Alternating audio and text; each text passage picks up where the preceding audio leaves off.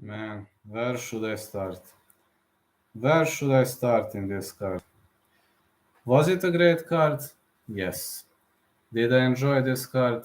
Yes. My bets pretty much off point, but a great card to watch overall. Overall, got to say it was a really great card to watch. I really enjoyed every single second of it. So, needless to say that this was a card for really big die-hard fans of the greatest sport in the world. It kicked off as a very much of a terrible matchup. It kicked off as a very much of a terrible card, but it ended up in the great style. And Ducati versus Penn was pretty much a technical fight, and my pick was fight starts round 3. It was a pretty much technical fight, tactical war, and that's something I really saw as one of the greatest arts because. Needless to say, when I was watching that fight, I really said to myself, man, you are learning now. I learned I was able to say every single position thanks to my coach Itzko. Grant versus Stoltzfus, it was seen a great domination of Stoltzfus was seen also. Jacoby versus Jung, I think judges kind of robbed me out there. I really think judges kind of robbed me because I bet on Jung, but Jung got back instantly after being floored. It was a knockdown. It was not a finish. But again, I mean, Kevin McDonald, it seems the guy is blind. I mean, he's got, I think he's, he needs 3 pairs of glasses. That's what I believe. I really believe he needs 3 pairs of glasses. Algea versus Burns, I said no distance, and it was a great pick. Also, Herbert Burns nearly had his opponent submitted, but unfortunately didn't finish him, failed to come to fruition after the fight was over. It pretty much failed to come to fruition because Herbert Burns wasted a lot of energy in these submission attempts. Then Bill Algea finished him in the second, where he refused to continue, refused to get back on his feet. We've also seen the first loss of Jack Shore, and I'm honestly sorry because of that. I'm really and honestly sorry because of that loss of Jack Shore because this is his first defeat and he was the greatest Welsh prospect. I hope he still is, but this is going to rock his confidence. This is not going to affect well on him. Also, Daucha versus Puna. Many people were saying that this might be the snooze fest, but these guys are power bombs, and I picked no distance, and no distance was a great pick. Puna Soriano finished him, and got to say Ricky Simon could have win the fight of the night potentially. Submission of the night could win. Ricky Simon definitely could. Jacoby versus Jung, that was not a knockout, so they can't give them the award. Also, Murphy versus Tate was a pretty much of a tactical fight. We've seen some great wrestling, great grappling, and some great movements on the end of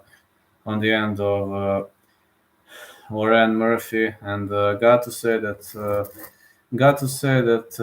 Warren Murphy still has it. Many people were believing that Miesha Tate was gonna do it easily against her, but they fucked themselves up. It was a bit of a mistake because you can't treat her like that, especially Miesha Tate. Miesha Tate was kind of overrated as well as she was pretty much heavily overrated, and people then saw, including me, that overrating was real.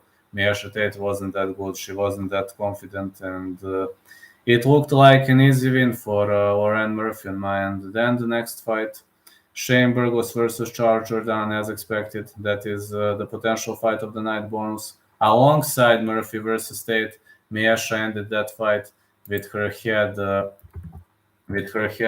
bleeding, and I really don't know what to say. Honestly, I really don't know what to say about that level of bravery. I really think she is a fucking brave girl, and I've seen a lot of bravery on the end of Miesha Tate. I think she deserves that award. If they don't give her the award, fine, but if I was the organizer, I would have given her that award. Also, Burgos versus Jordan, fight of the night, performance of the night. As expected, I scored that fight a draw, so I agreed with the judge who scored it a draw. Matt Schnell versus Sulmo Darji, I was off point. I wasn't expecting, Schnell was heavily rocked, but he bounced back. He got back into the winning column. I don't even know how he was able to defeat his opponent after being that seriously rocked. caught him into the mount, then the two rolled down the mat, and then ended up in a fabulous position with a triangle choke. Also could be the submission of the night for me. Also, Li Jingliang versus Musan Saliko was a great way to finish. Excellent finish on the end of Li Jingliang.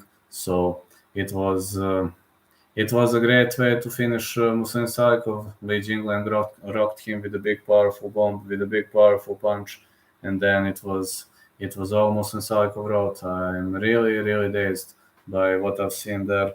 I'm really impressed by what happened in that fight. It really impressed me. I've got to say, I'm really impressed by what happened in that fight. And then I'm gonna go with Amanda Lemos versus Michelle Watterson. Amanda Lemos, I bet on Amanda Lemos, and this was my only bet that was on point.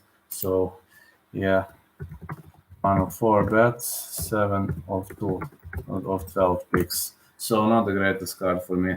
Also need to say that Amanda Lemos fought well against Michelle Watterson, and Watterson might have stolen round 1, but Lemos then caught her into a guillotine choke. But of course, Mr. McDonald hasn't seen the tap, and luckily, we had the case of honest and honorable Michelle Watterson, because she could have said I didn't tap, and she could have said I didn't tap, and luckily Michelle Watterson is honest and honorable person.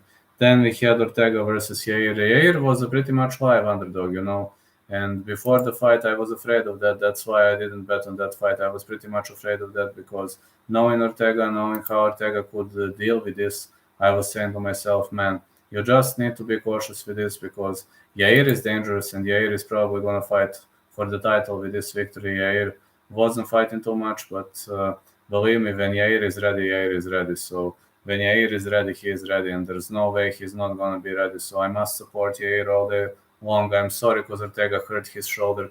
Pretty much sorry because that happened. I'm not a fan of a fighter hurt himself and he was promoted to a title fight, but Ortega's shoulder popped. I mean, he was not faking. Fight was not rigged. His shoulder really popped. I rewatched, and I can tell you, I rewatched. His shoulder really popped.